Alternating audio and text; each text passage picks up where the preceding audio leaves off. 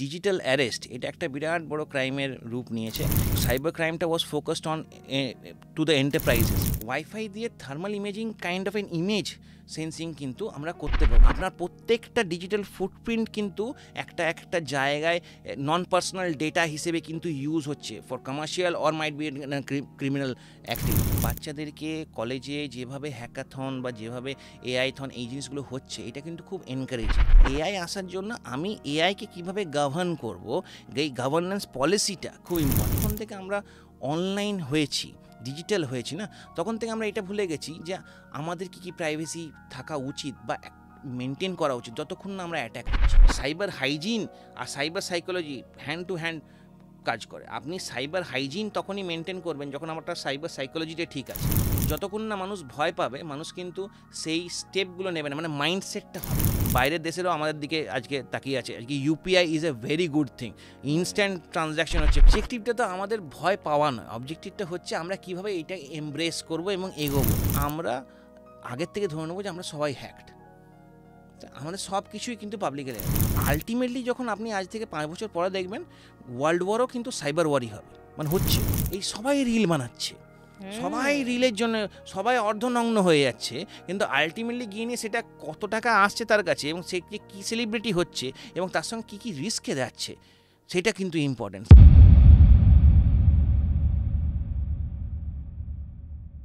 সঙ্গে সঙ্গীতায় আপনাদের সঙ্গে আমি সঙ্গীতা। আজকের এই পডকাস্টে আমরা এই মুহূর্তের বলতে পারেন সবথেকে গুরুত্বপূর্ণ টপিক নিয়ে আলোচনা করব, সাইবার ক্রাইম। এবং একটা বড় ব্যাপার হলো এই যে ভারত পাকিস্তানের মধ্যে একটা ক্রাইসিস তৈরি হয়েছে, এখন কিন্তু সাইবার ক্রাইম বা সাইবার অ্যাটাক বাড়বে। এই মুহূর্তে দাঁড়িয়ে এই আলোচনা অত্যন্ত গুরুত্বপূর্ণ, আর এই নিয়ে আলোচনা করার জন্য আমাদের সঙ্গে রয়েছেন সাইবার এক্সপার্ট অভিষেক মিত্র। সঙ্গে থাকুন, প্রচন্ড গুরুত্বপূর্ণ আজকের এই পডকাস্ট।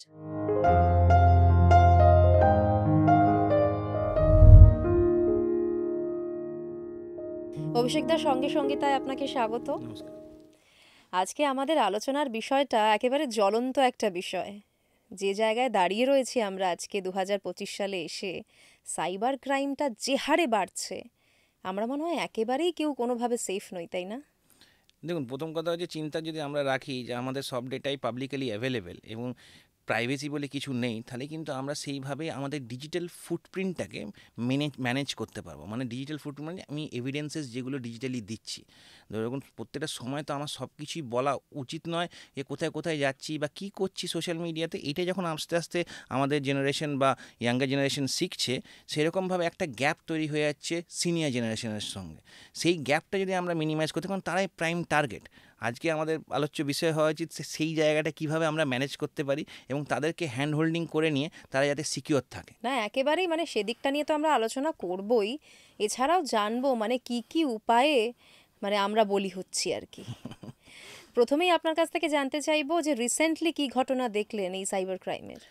দেখুন, এখন তো আপনি যদি সকালবেলায় উঠে বা যে কোনো সময় কোনো নাম্বারে ফোন করেন, প্রথমেই তো ট্রাই থেকে একটা ডিসক্লেমার যেটা দেওয়া হয় যে কোনো জায়গা থেকে যদি আপনার কাছে ফোন আসে ইমিটেটিং যে জাজ বা কোনো police authority, law enforcement agency বলছে, সেখানে আপনি বিশ্বাস করবেন না, এটা ফ্রড হতে পারে। তো এই যে ডিজিটাল অ্যারেস্ট এটা একটা বিরাট বড় ক্রাইমের রূপ নিয়েছে। এবং দেখুন, আগে কিন্তু শুধুমাত্র বা কিছুদিন আগে পর্যন্ত একটা সাইবার ক্রাইমটা was focused on to the enterprises বা যারা টপ লেভেল পিপল তাদেরকেই টার্গেট করা হতো। এখন কিন্তু সেটা জানিয়ে থেকে নিয়ে মিডল ক্লাসদেরকে টার্গেট করা হচ্ছে এবং তাদেরকে ভয় পাইয়ে এই যে ডিজিটাল অ্যারেস্টটা এটা করে নিয়ে এই এভিডেন্সেসগুলো বা এরকম একটা ইনসিডেন্ট ক্রিয়েট করা। আমি একটা আপনাকে ইনসিডেন্ট বলি, এটা হয়েছিল আজ থেকে হয়তো 3-4 মাস আগের কথা বলছি।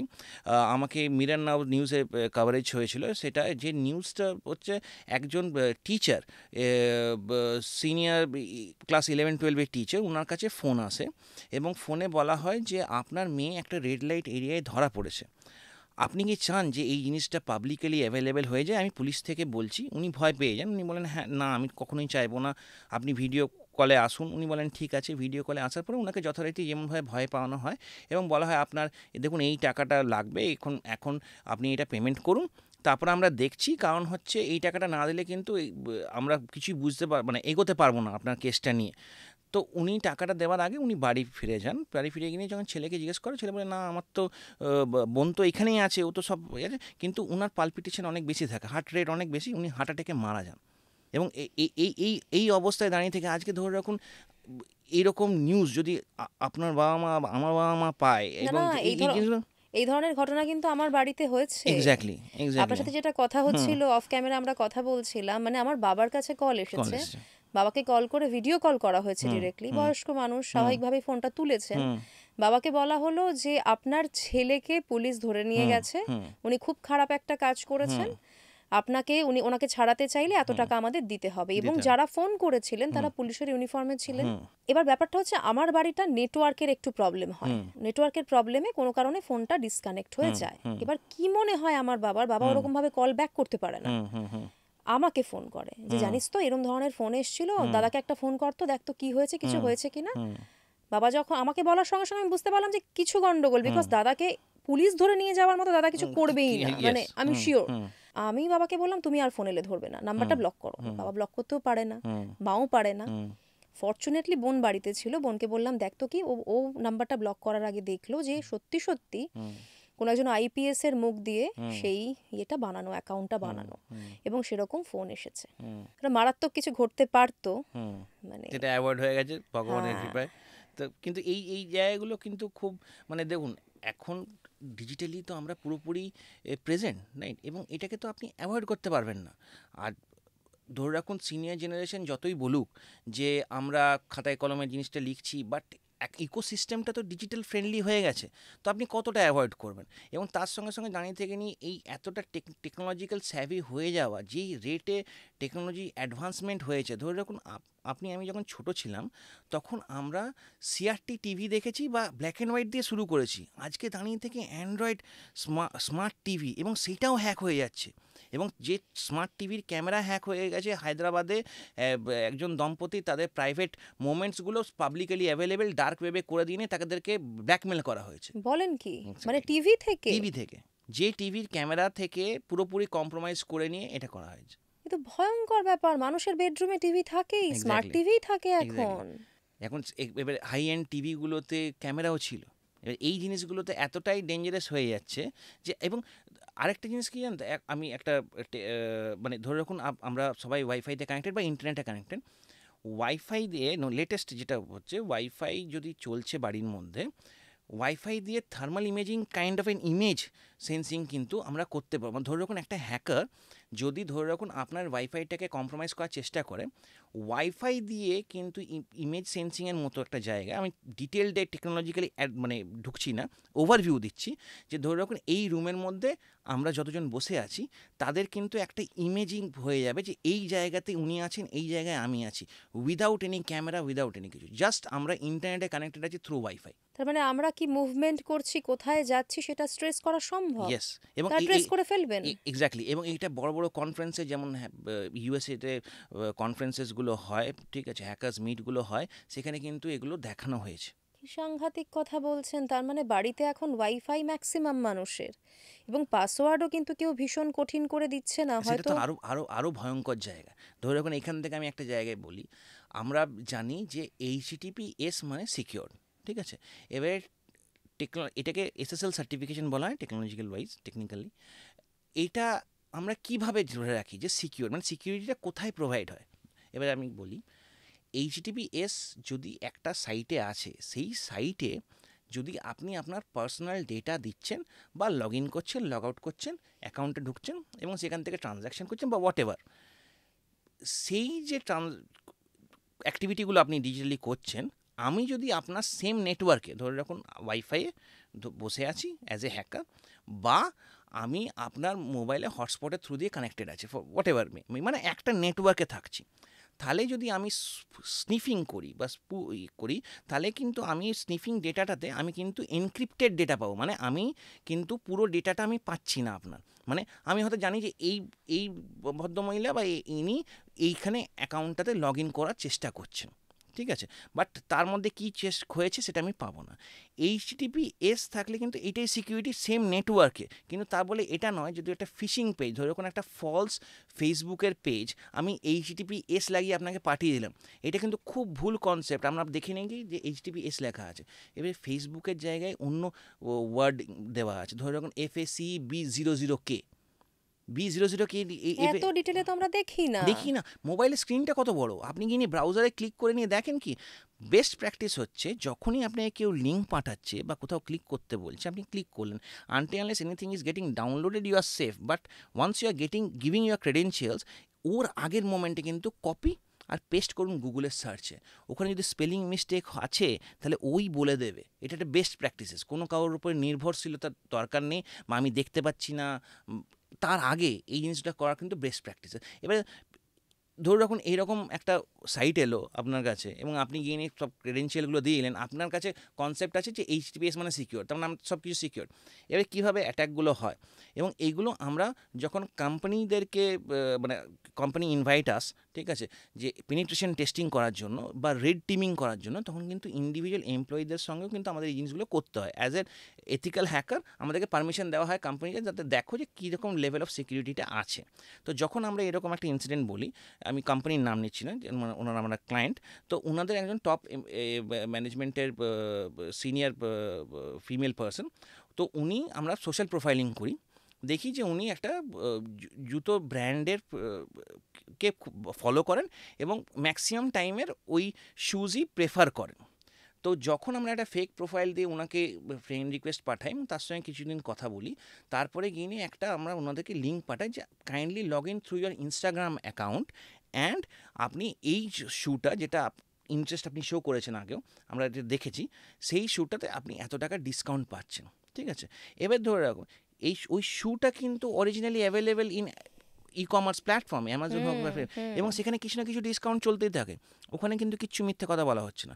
মিথ্যে কথাটা কোথায় বলা হচ্ছে, যে আমি রিডাইরেক্ট করছি যখন, তো ধরে রাখুন আপনার কাছে ফলস ওয়েবসাইটে গেল, HTTPS লেখা আছে, ওখানে আছে ইনস্টাগ্রামে পুরো, আপনি লগ ইন করলেন, আইডি পাসওয়ার্ড দিলেন, আপনি নেক্সট ক্লিক করে নিয়ে আপনি কিন্তু রিডাইরেক্ট হয়ে গেলেন ই-কমার্সের ওয়েবসাইটে। সেখান থেকে গিয়ে নিয়ে আপনি জুতোটা পারচেস করলেন, আপনার কাছে ডেলিভার হয়ে গেলো, আপনি ভাবছেন তো আমি তো সব কিছু ঠিক করেছি, এর মাঝখানে কিন্তু আইডি আর পাসওয়ার্ডটা চলে গেছে।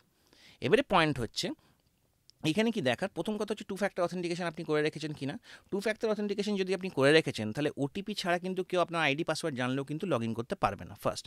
সেকেন্ড হচ্ছে, যদি আপনি 2 ফ্যাক্টর অথেন্টিকেশন করে রাখেননি, আপনি যখন এইখানে দেখছেন এরকম কিছু পাঠানো হচ্ছে, আপনাকে যেটা প্রথমে বললাম, সার্চ কপি করুন URL-টা যেটা ব্রাউজারে আছে, সেটাকে গুগলের গিয়ে নিয়ে সার্চে পেস্ট করুন, দেখুন ওখানে কোনো স্পেলিং মিস্টেক কিছু আছে কিনা, শো করছে কিনা।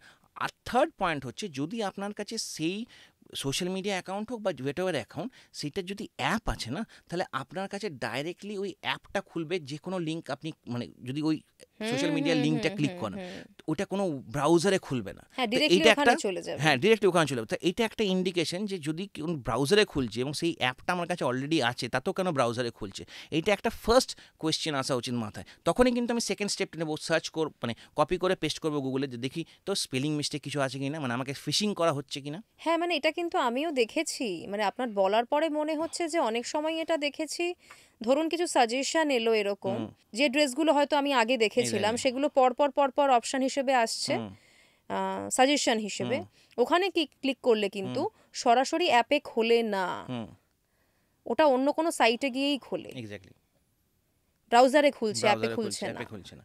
এবার দেখুন, যখন চায়নার সঙ্গে ইন্ডিয়া স্ট্যান্ড অফ হচ্ছিল, তখন কিন্তু ইন্ডিয়ান গভর্নমেন্ট মানে certain computer emergency response team of India, যেটা অ্যাপেক্স বডি এই সব সাইবার ক্রাইমগুলোকে কন্ট্রোল করার জন্য, পলিসিস গভর্নেন্স এগুলোর জন্য, তো ওনারা একটা ওয়ার্নিং দেন যে there will be a mass scale phishing attack করা হবে, এবং এটা থ্রু ই-কমার্স প্ল্যাটফর্মগুলোকে ক্লোন করে নিয়ে পাঠানো হবে, এবং সেখান থেকে টাকা মানি লন্ডারিং করা হবে, এবং এটা একটা বিরাট বড় সাইবার ক্রাইম, এবং Chinese firms were involved in this. তখন আমরা যেটা লঞ্চ করি সেটা হচ্ছে মার্গদর্শক বলে একটা অ্যাপ্লিকেশন, যেটা হচ্ছে AI/ML ইউজ করে phishing website detection tool. It was publicly launched, এবং সেটা ইউজও হয়েছিল, এবং অনেকটা জায়গায় we have like provided security to maximum of common people, সেটা আমাদের অবজেক্টিভ ছিল as a corporate social responsibility.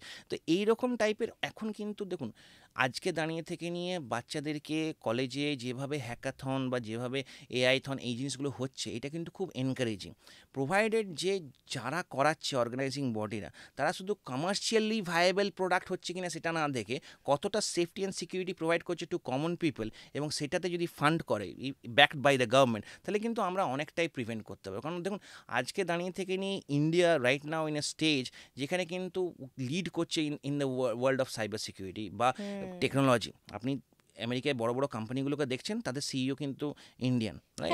এটা তো অ্যাকসেপ্ট করতে আমাদের কোনো দ্বিধা নেই। তো যখন সেখানে সিইও ইন্ডিয়ান, আমরা definitely we are getting more advantage in that part. এবং তার সঙ্গে সঙ্গে এআই এমএল আসার জন্য মানে এআইয়ের জন্য কিন্তু আমরা জিনিসটা ফাস্ট ফরওয়ার্ড করতে পারছি। তো নেগেটিভ ইম্প্যাক্ট ডেফিনেটলি আছে, নেগেটিভ ইম্প্যাক্ট তো অনেক বেড়ে গেছে এআই আসার পরে। ডেফিনেটলি আছে, কিন্তু সেটার গভর্নেন্সটা দরকার। ধরে রাখুন এআই আসার জন্য আমি এআইকে কীভাবে গভর্ন করব, এই গভর্নেন্স পলিসিটা খুব ইম্পর্টেন্ট। আমি যদি একটা কোয়েশ্চেন জিজ্ঞেস করি যে এআইকে এই পলিসিস দিয়ে গভর্ন করতে হবে এবং সেটা কমিউনিটি ড্রিভেন হওয়া উচিত, নট ইন্ডিভিজুয়ালি একটা কোম্পানির হাতে থাকবে না, ওপেন এআই বলুন বা কারোর হাতে যে আমি এই জিনিসগুলোকেই পজিটিভ রাখবো আর এই জিনিসগুলোকেই নেগেটিভ রাখবো।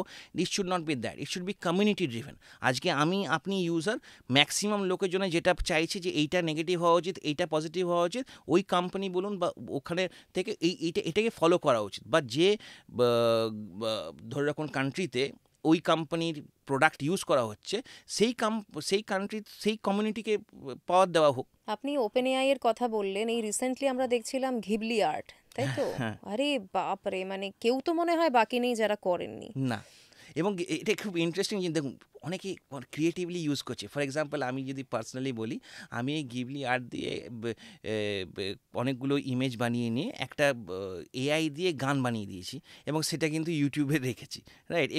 এরম কিন্তু it is very easy right now যে কেউ কিন্তু ক্রিয়েটিভিটিটাকে নেক্সট লেভেলে নিয়ে যেতে পারে। কিন্তু তার সঙ্গে সঙ্গে আমরা কি রিস্ক করছি, what ever image we are giving, ওই ইমেজটা কতটা সিকিউরিটি নেওয়া উচিত বা থাকা উচিত। ধরে রাখুন আমি ইউজ করছি এই একটা ইমেজ দিলাম, সেটাকে গিবলি আর্টে কনভার্ট হলো, ওই ইমেজটা পরবর্তীকালে কি গ্যারেন্টি আছে যে ইউজ হবে না ফর নেগেটিভ পারপাসে? ফর এক্সাম্পল আমার রেটিনা সেটাকে দেখে নিয়ে সেইটার ইমেজিং করে নিয়ে পরবর্তীকালে কোনো জায়গায় ইউজ হবে না কিনা, স্ক্যান করবে না সেটা তো আমরা জানি না এখনো পর্যন্ত। আমরা বিলিভ করছি যে এখানে, আর সবচেয়ে ইম্পর্টেন্ট জিনিস যখন থেকে আমরা অনলাইন হয়েছি, ডিজিটাল হয়েছি না, তখন থেকে আমরা এটা ভুলে গেছি যে আমাদের কি প্রাইভেসি থাকা উচিত বা মেনটেন করা উচিত যতক্ষণ না আমরা অ্যাট্যাক হচ্ছি। এইটাও মাইন্ডসেটে রাখতে হবে যে অ্যাট্যাক হওয়া ইজ এ লাস্ট অপশন। প্রথম মানে তার আগে কিন্তু you are basically a victim, যেটা কিন্তু মনিটর হচ্ছে এবং আপনার প্রত্যেকটা ডিজিটাল ফুটপ্রিন্ট কিন্তু একটা জায়গায় নন পার্সোনাল ডেটা হিসেবে কিন্তু ইউজ হচ্ছে for commercial or might be criminal activity.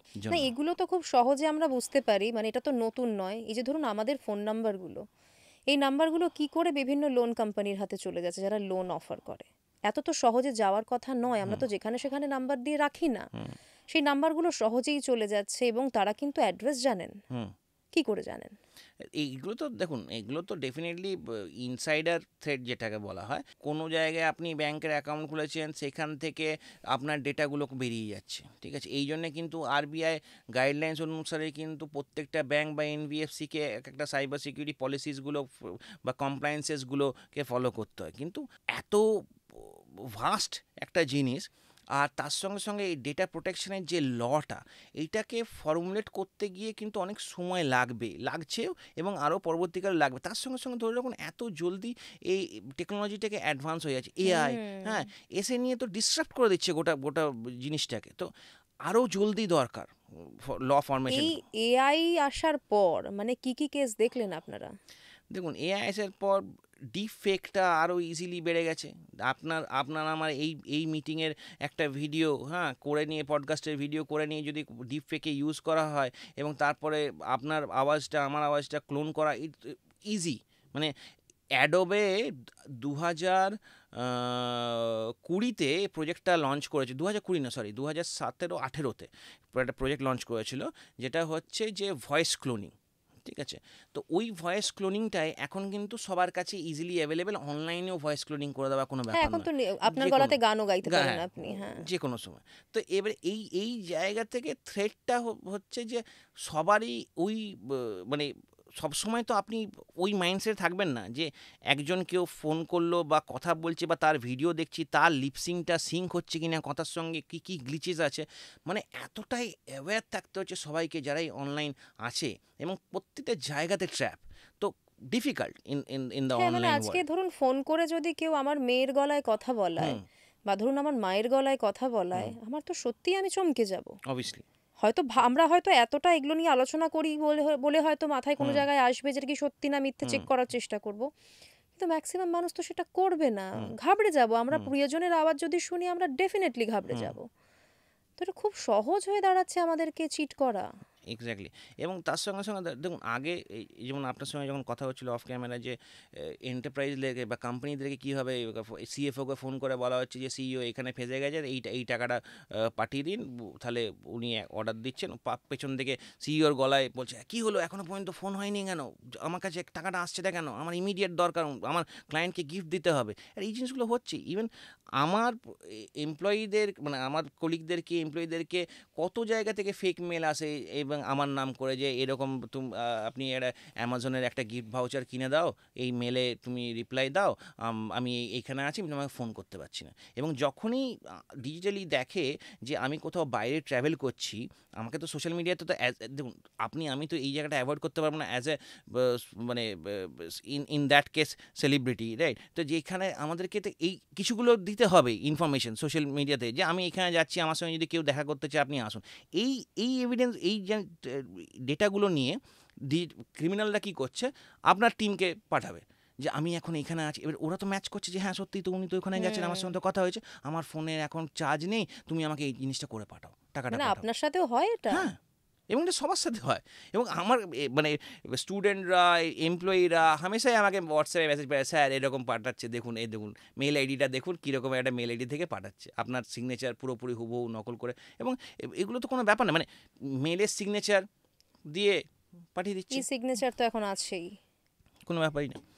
এবং এই জিনিসগুলো দেখুন, একটা র্যানসামওয়্যার অ্যাট্যাক, আমি একটা বলি ঘটনা, একটা কোম্পানি বাইরের, সিঙ্গাপুর বেসড কোম্পানি, ওদের মানে পর হলো কি, যে তাদেরকে হঠাৎ করে দেখতে পাচ্ছি যে তাদের কাছে একটা মেল এসছে সিইওর থেকে, এবং তারই টোনে, যে আমি এখানে আছি, তো আমার তো এখন তো স্টকে মানে ইয়ে হচ্ছে, শেয়ার মার্কেটে এগুলো হচ্ছে, আমাদের ভালো কংগ্রাচুলেশন টিম, যে আমাদের তো ভালো গ্রোথ হয়েছে, তো আমরা একটা সেলিব্রেট করব, তো তার আগে আমরা চাইছি যে তোমাদের ডেটাগুলো, প্রত্যেকটা টিমের ডেটাগুলো আমাকে এই মেলে পাঠাও, রিপ্লাইতে পাঠাও। সবাই নিজের নিজের ডেটা পাঠিয়েছে। ও আবার বলেছে যে আমি রেকটিফাই করে নিই ওই ডেটাগুলোকে, এক্সেল শিটেরগুলো আমি তোমাকে পাঠাচ্ছি, তোমরা একটু দেখো, এই জায়গায় আমি পয়েন্টসগুলো দিয়েছি, এগুলো একটু চেঞ্জ করো, তাহলে খুব ভালো হয়, তাহলে আমি ফিউচার প্ল্যানটা আমরা করতে পারবো। যথারীতি সবাই নিজের নিজের ডিপার্টমেন্টে যখনই ওটা ডাউনলোড করেছে, ওটা অ্যাটাচ ছিল র্যানসামওয়্যার। ঠিক আছে, ডাউনলোড করার সঙ্গে সঙ্গে অ্যাক্রস দ্য নেটওয়ার্ক কিন্তু সব ফাইল এনক্রিপ্টেড হয়ে গেছে, কিচ্ছু খোলা যাচ্ছে না, এবং সব বন্ধ। যতক্ষণে সিইওর কাছে ইনফরমেশন এসছে যে এরকম হয়েছে এবং আপনার মেল থেকে এরকম হয়েছে, উনি বলছেন আমি তো এরকম কোনো মেল করিনি পাঠাইনি। কিছু। হ্যাঁ, তাহলে ইমিডিয়েটলি সাইবার সিকিউরিটি টিমকে বলা হোক, সাইবার সিকিউরিটি টিম, তারপরে এক্সটার্নাল ভেন্ডার্সরা ছিল, আমাদের মতো কোম্পানিরাও ছিল, যাদেরকে বলা হলো যে কী হয়েছে দেখুন। যতক্ষণে আমরা জিনিসটাকে ট্রেস করব বা দেখব, ততক্ষণে বলা হচ্ছে যে আপনার কাছে 72 আওয়ার্স আছে, স্ক্রিনে উঠছে 72 আওয়ার্স আছে, এর মধ্যে আপনি এত টাকা বিটকয়েনে পাঠান, নাহলে কিন্তু আপনার ডেটাগুলো আপনি পাবেন না। তো অ্যামাউন্টটা as compare to the company, মানে যে রেভিনিউ হয় বা প্রফিটেবল কোম্পানি, তো সেটা একটা বিরাট কোনো ব্যাপার ছিল না। সিইও, সিএফও এবং বোর্ড মেম্বার্স ডিসাইড করে যে আমরা এখনই ইমিডিয়েটলি পেমেন্ট করি, তাহলে জিনিসটা সলভ হয়ে যাবে, এনক্রিপ্টেড কি দিয়ে দেবে, আমরা সব কিছু ব্যাক করে যাবো। আমরা ওখান থেকে বলি যে দেখুন, এই জিনিসটা আপনি করলে ম্যাক্সিমাম সময় কিন্তু এগুলো এনক্রিপ্টেড কি ওদের কাছে থাকে না, টাকাটা নিয়ে চলে যায়, আপনি কিচ্ছু পাবেন না, কিছু ফেরত পাবেন না। কিচ্ছু পাবেন না। আমরা বলা সত্ত্বেও ওনারা বললেন যে দেখুন আমাদের এই মোমেন্টে যা চাপ আছে এবং ইন্টারন্যাশনালি যদি এই জিনিসটা নিউজটা বেরিয়ে যায় তাহলে কিন্তু আমাদের প্রবলেম হবে, কেননা শেয়ার প্রাইস কমে যাবে, দুম করে পড়ে যাবে। কমে তো যাবেই, তার সঙ্গে সঙ্গে জিডিপিআরে বিরাট বড় টাকার কেস হয়ে যাবে, মানে এবং সেটা যে হেফটি অ্যামাউন্ট অফ পেনাল্টি, সেটা আমার বাবা এটা দিয়ে দেওয়াতে মুখ বন্ধ করা যাতে নাও পায়, অন্তপক্ষে কেউ না জানুক, এটা আমরা চাইছি, এবং এইটাই অ্যাডভান্টেজ হয়ে যায় ক্রিমিনালদের। তো যখন এই পেমেন্টটা করার পরে এনক্রিপশন কি তো কিছু আসেই না, উল্টো নিউজে শুরু হয়ে যায় যে ডার্ক ওয়েবে অলরেডি এই ডেটাগুলো বিক্রি করতে ওরা শুরু করে দিয়েছে, এবং সেইটার ইমেজগুলো তুলে সিইওকে পাঠিয়ে দেয়। সিইওর কাছে আর কোনো অপশনই নেই to step down and resign without any reason, or কোনো ফল্টই নয়। কিন্তু কি ভয়ঙ্করভাবে ফেঁসে গেলেন। তা আজকে ভাবুন, একটা সিস্যুট লেভেলের অত বড় কোম্পানির একজন সিইও, তাকে স্টেপ ডাউন করতে হচ্ছে বোর্ড মেম্বার্সের প্রেশারে, তার গোটা কেরিয়ারটার কী হলো, এটা বিভৎস লেভেলের পৌঁছে যাবে আস্তে আস্তে। আজকে ইন্ডিয়াতে দাঁড়িয়ে নিয়ে আমরা এখন মিডল ক্লাস পিপলরা ফেস করছি, কর্পোরেটরাও ফেস করছি, কিন্তু ম্যাক্সিমাম জায়গায় কিন্তু কর্পোরেটরা বলছে না, যেটা আমি বললাম এখনই, যে চুপচাপ থাকলে যাতে আমার ইমেজটা নষ্ট না হয়, কিন্তু এগুলো আরও বাড়ছে। নাহলে আমাদের মতো কোম্পানিরা ডিমান্ড বা রিকোয়ারমেন্ট আসতো না। আজকে আমাদের KFC India, Titan India, Madhya Pradesh গ্রামীণ ব্যাংক, এরা আমাদের ক্লায়েন্ট, কাতার ডেভেলপমেন্ট ব্যাংক ক্লায়েন্ট। তো এদের রিকোয়ারমেন্টটা আছে বলেই তো আজকে আমাদের কাছে ডাইরেক্টলি মেল আসছে। আজকে আদানি আমাদের কাছে মেল পাঠাচ্ছে, বেদান্তা গ্রুপ আমাদের কাছে মেল পাঠিয়ে, মানে দে আর রিচিং আউট টু আস। তো এই যে এতটাই ভাস্ট হয়ে যাচ্ছে রিকোয়ারমেন্টটা, এবং এআই ইমেল আসার জন্য যেটা সুবিধে অসুবিধে দুটোই আছে, ঠিক আছে। তো যারা ইউজ করছে অ্যাডভান্টেজের জন্য, আজকে আমাদের কাছে যদি আপনি জানতে চান যে আপনার এই অফিস নেটওয়ার্কটাকে সিকিউর কী করে করবো, আমি সেই জিনিসটা আধ ঘন্টার মধ্যে বা 15 মিনিটের মধ্যে একটা পুরো ভালো করে প্রপোজাল আপনাকে দিতে পারি, উইথ অ্যাকশনেবল প্ল্যান দিতে পারি। সেই জায়গা থেকে দাঁড়িয়ে থেকে নিয়ে, যে একটু আগেই বললাম যে ওয়াইফাই দিয়ে আপনার কে কোথায় আছে লোকেশন শুধু পেয়ে যাচ্ছে, সেটা ভাবুন। হ্যাঁ, মানে আর মেল আইডি থেকে, এটা কিন্তু একটা বড় ব্যাপার। মানে আপনার কথা থেকেই আমার মনে পড়লো, এরকম একটা ঘটনার কথা মনে পড়ছে, যেখানে কোম্পানি থেকে মেল করা হয়েছে, এই যে আপনি যেটা বললেন যে সিইওর মেল থেকে মেল করা হয়েছে, এরকম ধরনের ঘটনা আমাদের ভারতবর্ষেও ঘটেছে, যে কোম্পানির থেকেই ওই মেল আইডি থেকেই কিন্তু মেল করা হয়েছে। এটা কিভাবে পসিবল? এটাকে বলা হয় ইমেল স্পুফিং, ঠিক আছে। আগে একটা ওয়েবসাইট ছিল, যেটা এখন আমি জানি না কতটা অ্যাক্টিভ, ঠিক আছে, সেটা হচ্ছে emki.cz।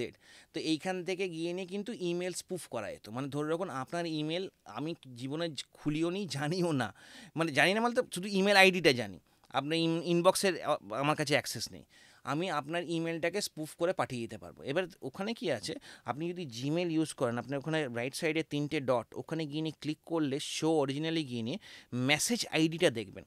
ওই মেসেজ আইডিটা যেটা হচ্ছে, সেই আইডিটাতে বেসিক্যালি দেখবেন মেসেজ আইডি আর ইমেল। নর্মালি যদি আপনার মেল থেকে আমার কাছে মেল আসে, তাহলে আপনার যে ইমেল আইডিটা আর মেসেজ আইডিটা সেম থাকবে, মানে @gmail.com @gmail.com থাকছে।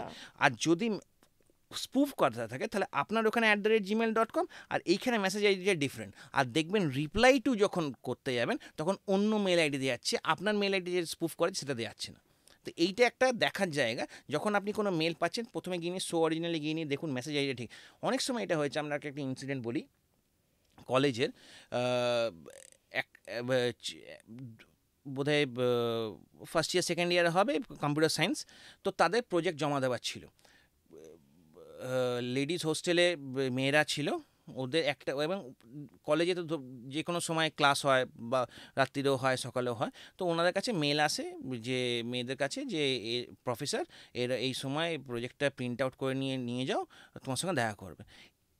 ওই মেল আইডি থেকে এসছে, দুজনে যাদের কাছে এসছে তাদের ভাইবা বা কিছুর জন্য ছিল, তো ওরা ওটা করে প্রিন্ট আউট করে নিয়ে, রেসিডেন্সিয়াল কলেজ, হ্যাঁ তো ওখানে প্রিন্ট আউট করে নিয়ে ওরা যখন গেছে, তখন দেখছে যে অন্য ছেলেরা ওখানে দাঁড়িয়ে আছে তাদেরকে হ্যারাস করার জন্য।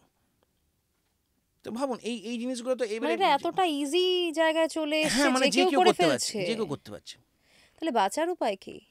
টেকনিক্যালি এই জিনিসগুলো জানা, যে আমি যদি এই যে এখনই বললাম আপনাকে, মেল এলে আমি মেলটাকে আগে দেখি, ভার্বালি কমিউনিকেট করি যে আপনি আমাকে মেল পাঠিয়েছেন, এখন আপনি আসতে বলছেন, স্যার শিওর তো, মানে আপনিই তো পাঠিয়েছেন, জাস্ট টু কনফার্ম, আমার ডাউট লাগলো। মানে এই যে ধরুন আপনি কোম্পানির ক্ষেত্রে বলছেন যে ইমেল স্পুফিং করা যাচ্ছে, এটা বন্ধ করার কোনো রাস্তা আছে কি? দেখুন ইমেল সিকিউরিটি তো আছে, ইমেল সিকিউরিটি টুলস আছে, ঠিক আছে, যারা যারা এই ফিশিং ইমেলসগুলোকে ব্লক করার জন্য, ঠিক আছে, অনেকগুলো টুলস, দেখুন বড় কোম্পানিরা অলরেডি টুলস ইউজ করে।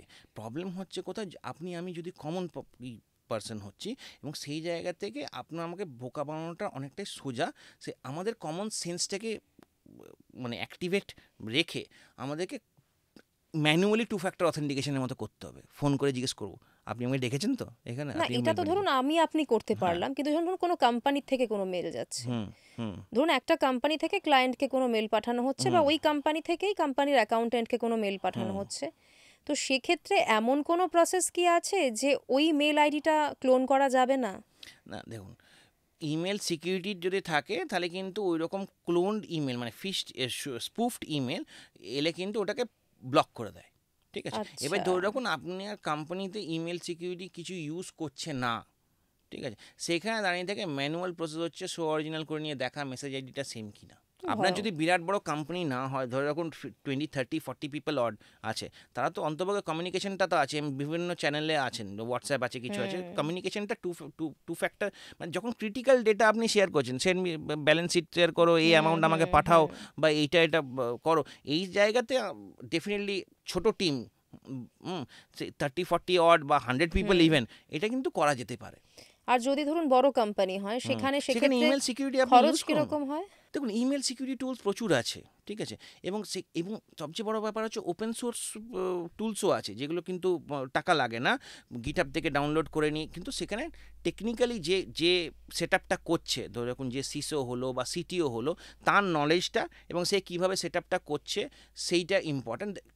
পেড টুলসগুলোর অ্যাডভান্টেজ হচ্ছে লাইবিলিটিটা যে আপনাকে দিচ্ছে ভেন্ডার, তার আপনি আপনার কাছে 4-5টা অপশন থাকতে পারে, আপনি টেন্ডার বার করে নিয়ে দেখলেন যে কে ইমেল সিকিউরিটি আমাকে দিচ্ছে। আর এখন কি হচ্ছে, কোম্পানিজরা বলছে ভাই আমার কাছে টাকা আছে, আমার বাজেট হচ্ছে এত, আমি একটা ভেন্ডারকে আউটসোর্স করব, সে এন্ড টু এন্ড দেবে, আমি 3 মাস করে আমি কোয়ার্টারলি ইভ্যালুয়েট করবো যে আমার কী কী প্রিভেন্ট করেছো। আর তার সঙ্গে সঙ্গে ইম্পর্টেন্ট জিনিস হচ্ছে সাইবার ইন্স্যুরেন্স, কারণ আমাদের কোম্পানিরা এখন টাই আপ করছে আমাদের বিভিন্ন ইন্স্যুরেন্স কোম্পানিদেরকে সঙ্গে, যাতে আমরা সাইবার ইন্স্যুরেন্স শুধু এন্টারপ্রাইজকে দিতে পারি। তাহলে তাদের কাছেও একটা সিকিউরিটি আছে যে ভাই আমার কিছু হলে অন দ্য স্কোপ যেটা এরা ম্যানেজ করছে, আমি এত টাকা ইন্স্যুরেন্স পাবো, কভার হচ্ছে।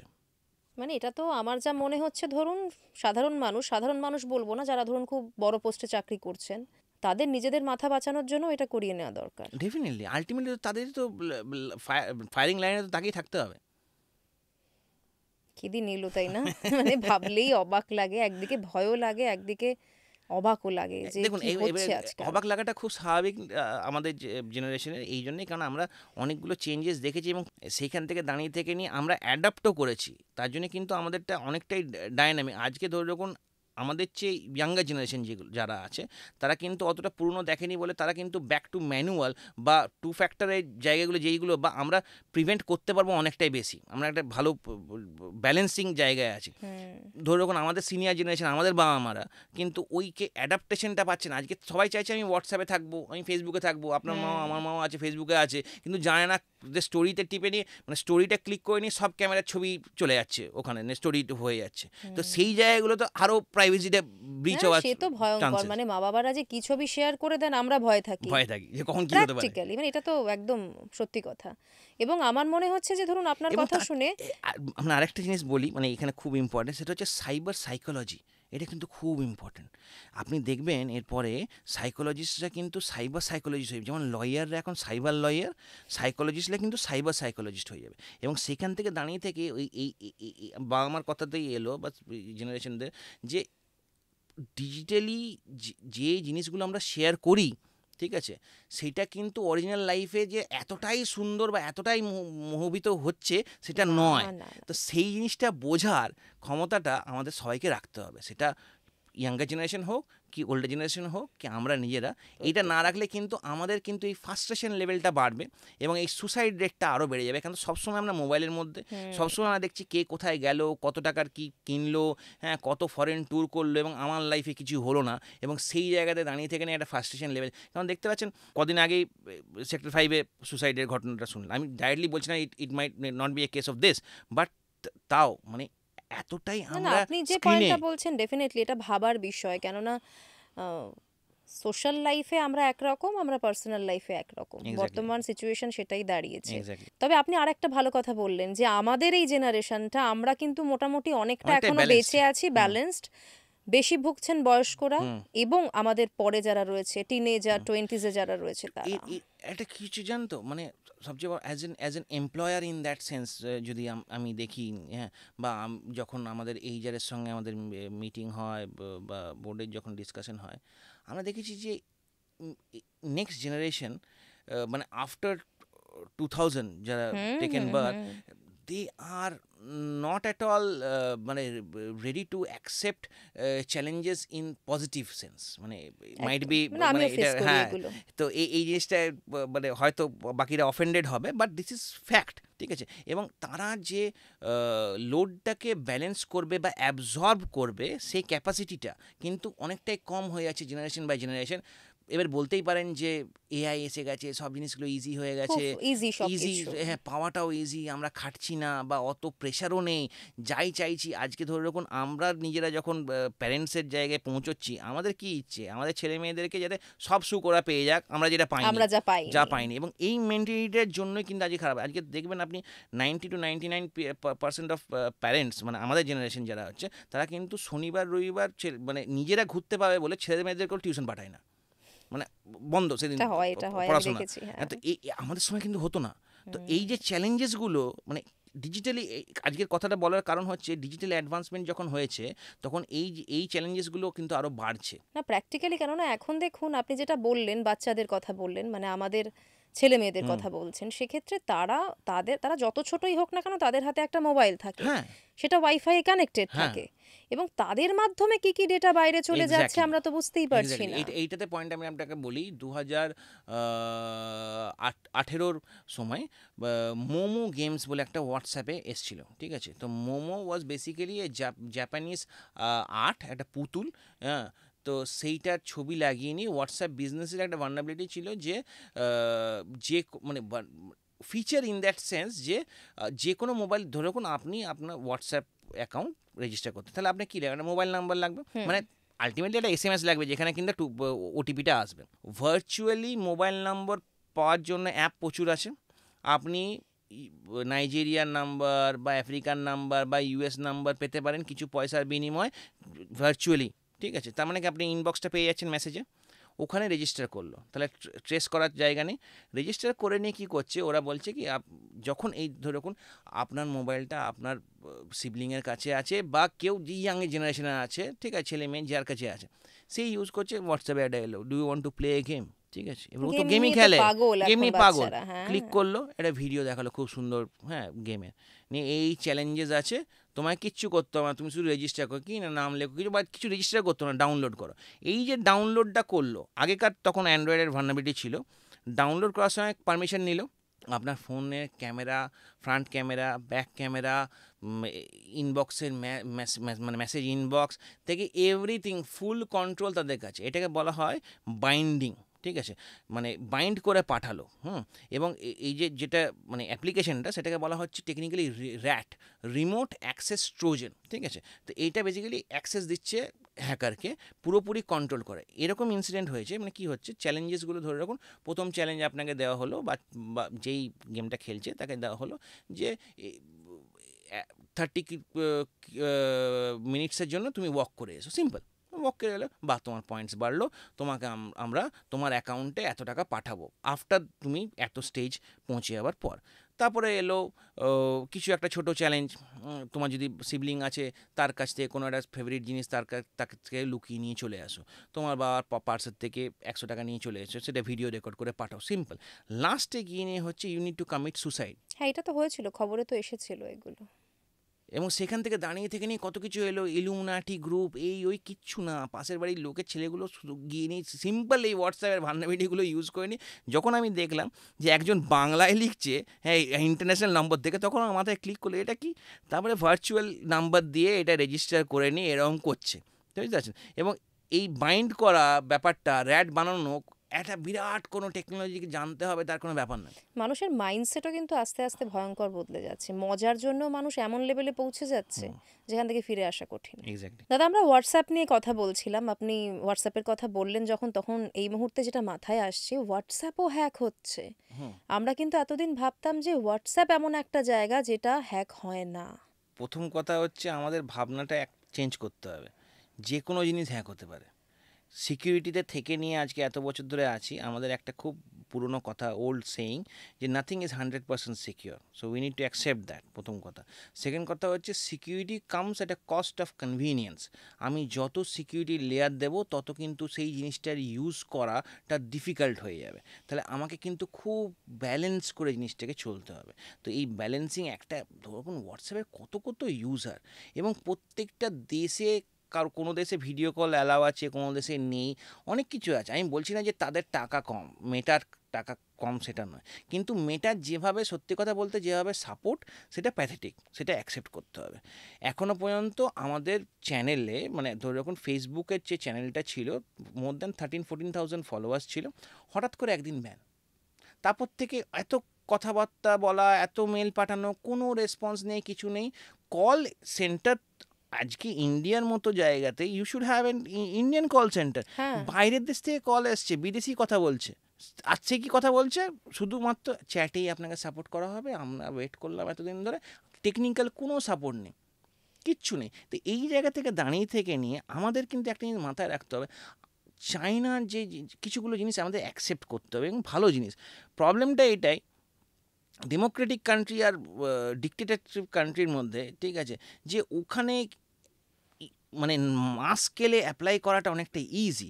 এখানে কিছু করতে গেলে হাজারো একটা কিন্তু অবজেকশন চলে আসবে, কিন্তু ultimately for the betterment of citizens, এই যে ধরে রাখুন যখন টিকটক বন্ধ হলো, তখন কিন্তু ইন্ডিয়ার কেউ কিন্তু কিছু খুললো না, উল্টো ইনস্টাগ্রাম থেকে শুরু করে, ইউটিউব থেকে শুরু করে সবাই কিন্তু শর্টস করে দিল, রিল হয়ে গেল, ঠিক আছে জিনিসটাকে। তার মানে মার্কেটটা ও ক্রিয়েট করলো, এরা কিন্তু নিয়ে। তো আলটিমেটলি পাওয়ার শিফটটা হচ্ছে সেই আমেরিকার দিকে। Why not power shift to India?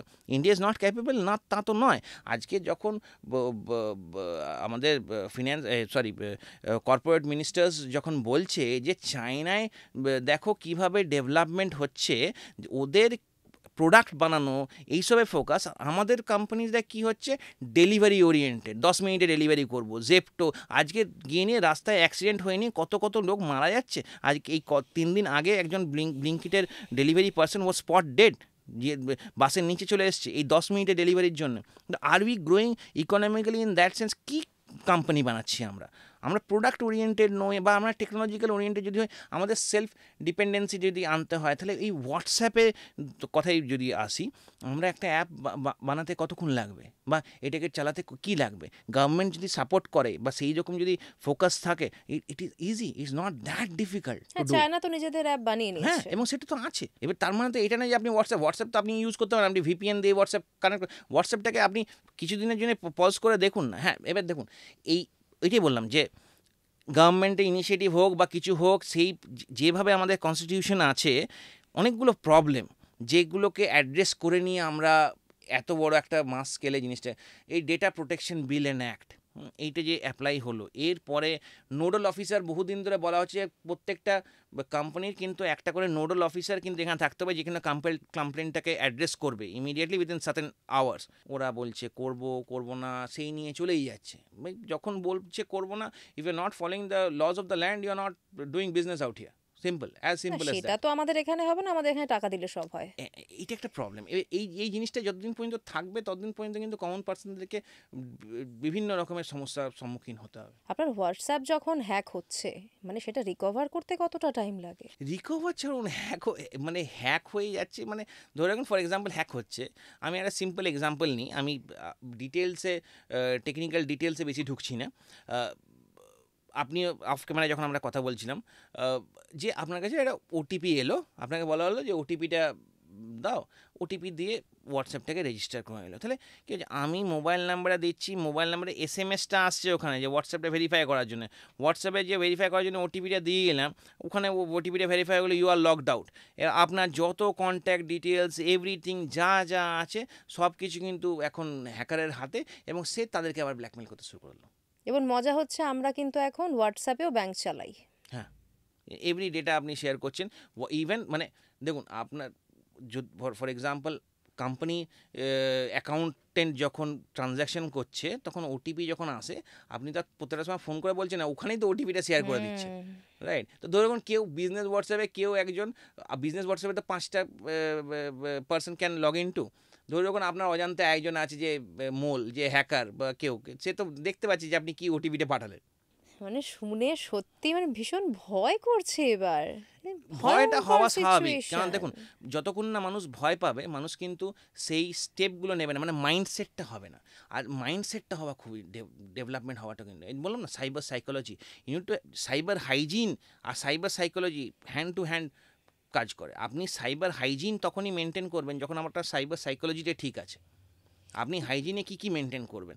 মজার ব্যাপার হলো আপনার হোয়াটসঅ্যাপ কিন্তু বলা হতো যে আপনার প্রত্যেকটা চ্যাট এনক্রিপ্টেড, হ্যাঁ, কেউ বাইরের থেকে পড়তে পারবে না। এনক্রিপ্টেড তো, এনক্রিপশনের তো এখানে কোনো মানে অসুবিধা নেই। এখানে তো পুরো আপনার অ্যাকাউন্টটাই ক্লোন করে নিচ্ছে, অ্যাকাউন্টটা ডিঅথেন্টিকেট করে দিচ্ছে, ওটা তো আমি আর ঢুকতেই পারবো না। হ্যাঁ। তো আপনি ওটিপিটা দিলে আর ঢুকবেন কোথার থেকে? আপনার মোবাইল নাম্বারে তো ওটিপিটা আসছে অ্যাজ এ হোয়াটসঅ্যাপ মানে অ্যাপ হিসেবে যদি আমি ভাবি।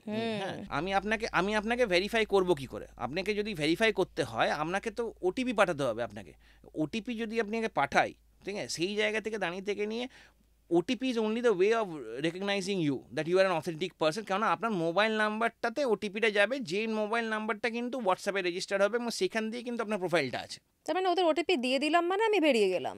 এছাড়া তো আর কোনো অপশন নেই, আর তো কোনো অথেন্টিকেশনের জায়গা নেই। এবং সেখানে হাজার হাজার মানুষ রয়েছেন কন্ট্যাক্টসে, তাদের সাথে কোথায় কার সাথে কি কথা হয়েছে মনে রাখা সম্ভব নয়, এবং প্রত্যেককে তারা এসএমএস পাঠাতে পারে, তাদের কাছ থেকে টাকা পয়সা চাইতে পারে। ঠিক। এবার দেখুন, এবারে যেটা আমি দেখেছি সেটা হচ্ছে যে অনেক সময় নিউজ রিপোর্টাররা যখন আমাদের সঙ্গে কথা বলে বা হয়, তখন আমি মানে ফার্স্ট ফলো করে দেখি যে ওনারা ডিসঅ্যাপিয়ারিং মেসেজটা রাখে, সেটা ফিচার আছে। ডিসঅ্যাপিয়ারিং মেসেজ আপনার কাছে থাকলে কী হচ্ছে, আপনার কাছে হাতে কন্ট্রোল আছে যে আপনি যাদের সঙ্গে কমিউনিকেট করছেন, যেগুলো আপনার মনে হয় প্রায়োরিটি এবং তাদের ডিসকাশনটা অন্য কেউ জানলে অসুবিধা হবে, সেইখানে 24 অপশান থাকে কতক্ষণের মধ্যে মেসেজটা আপনার ডিসঅ্যাপিয়ার হয়ে যাবে। সেইটা অন করে রাখলে আপনি কিন্তু এই জায়গা থেকে বাঁচবেন যে আপনার ডেটা যদি ইনকেস কম্প্রোমাইজ হয়, কেউ ওটিপি দিয়ে দিয়েছে, আপনার হাতে ফোনটা ছিল না, ওটিপি তখন পাঠিয়ে নিয়ে আপনাকে ডিঅথেন্টিকেট করে দিয়েছে, আপনার কিছুগুলো ডেটা কিন্তু বেঁচে যাবে, মানে ম্যাক্সিমাম জায়গার। কারণ এন্ড টু এন্ড এনক্রিপশনের জন্য কিন্তু আর ওই ডেটাটা ব্যাক করে মানে হ্যাকার কিন্তু দেখতে পাবেন না, কিন্তু এটাও তো ব্যাপার, মানে আমাদের অনেকই গুরুত্বপূর্ণ মেসেজ থাকে যেগুলো আমরা চাই থেকে যাক, সেক্ষেত্রে আমরা রেখে দিই, স্টার মার্ক করে রেখে দিই। তো গুরুত্বপূর্ণ ডেটাগুলোই তাদের দরকার, আই থিঙ্ক। এক্স্যাক্টলি। এবং দেখুন, প্রথম কথা হচ্ছে ওটিপিগুলো মানে ওটিপিটা দেওয়াই উচিত নয়, কিন্তু তাতেও কিন্তু বিভিন্ন ওয়েতে ম্যানিপুলেট করে নিয়ে কিন্তু ওটিপি নেবার মতো ক্যাপাসিটি বিল্ড আপ করছে এই হ্যাকাররা বা এই হ্যাঁ, মানে কমিউনিটিরা। আপনাকে আমি যেরকম বলছিলাম, আমার সাথেই তো হলো, আপনাকে দেখালামও আমি। মানে আমার চেনা একজন মানুষের কাছ থেকে মেসেজ আসছে, উনি আমায় বলছেন যে তোমার মোবাইলে ভুল করে আমার একটা পাসওয়ার্ড চলে গেছে, একটু দিয়ে দাও। চেনা মানুষ, মানে যদি ওই হ্যাকার যদি ভুল ইংলিশটা না লিখতো তাহলে আমার সন্দেহটা হতো না। যেমন ধরে রাখুন, মানে উনার মানে আপনার যে চেনা মানুষ, তার হোয়াটসঅ্যাপটা অলরেডি কম্প্রোমাইজ হয়েছে, সেই কন্ট্যাক্ট লিস্ট থেকে আপনাকে টার্গেট করেছে, আপনাকেও কিন্তু সেমভাবে ওটিপি পাঠিয়েছে যাতে আপনার নম্বরটা দেখে নিই এবং ওটাকে রেজিস্টার করার চেষ্টা করছে। ভাবলেই ভয় লাগছে সত্যি সত্যি। Organised crime, and this is organised crime. এবং ভালো মতো যে জামতারা গ্যাংটা শুধু একটা গ্যাং আমরা জানি, কত বড় গ্যাং এবং কত কিছু মানে ওরা করে।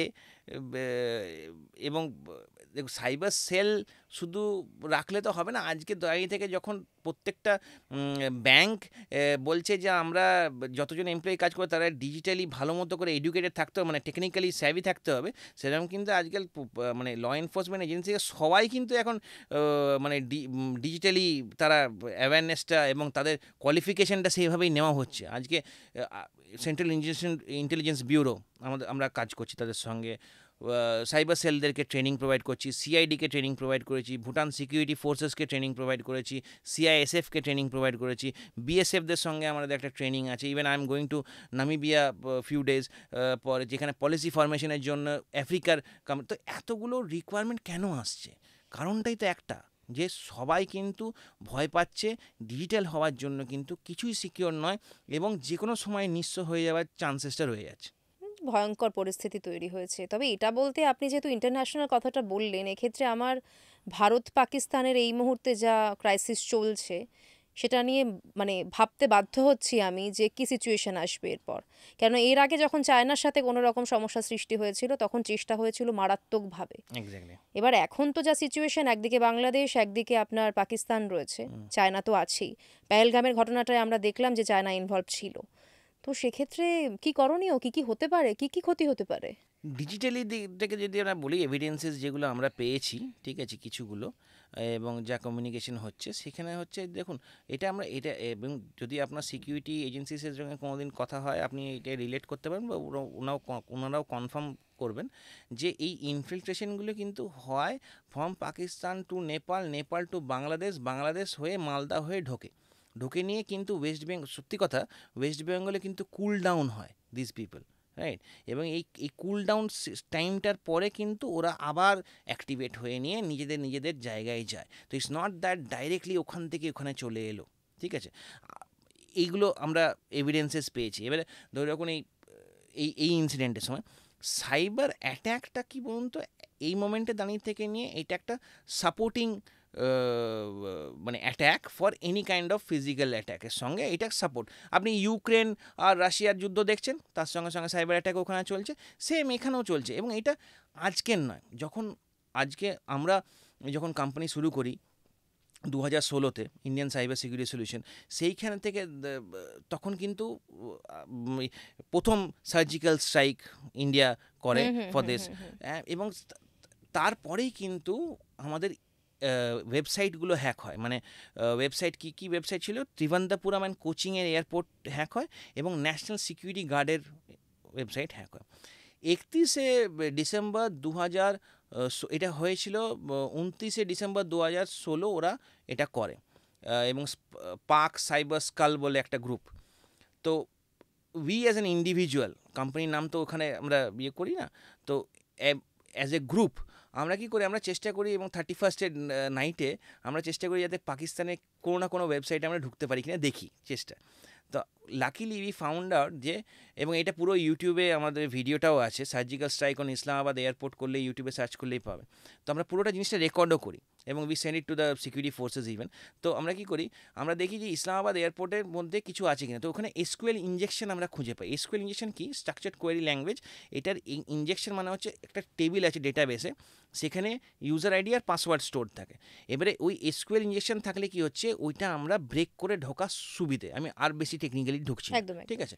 তো এইখানে এসকিউএল ইনজেকশনটা দেখার পরে আমরা এসকিউএল ইনজেকশনটাকে ট্রাই করি বিভিন্ন টুল ইউজ করে, যে কতটা পর্যন্ত আমরা ঢুকতে পারছি।